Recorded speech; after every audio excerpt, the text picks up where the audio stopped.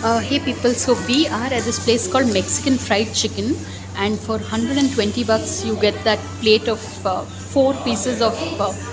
It looks like chicken legs, no Ayush? Chicken wings, okay. And for 95 bucks you get this paneer wrap. And Ayush, can you take a bite of the paneer wrap and tell us how it is? Yeah. Actually, that's what we were. We just had like a badam milk just now, but yeah, Very sweet. I'll give it a 7 yeah. So, out of 10.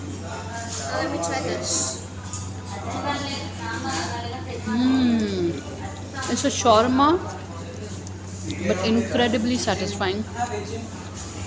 I wish I could taste the non-veg, but I can't. This is a solid 9.8 of 10. Yeah.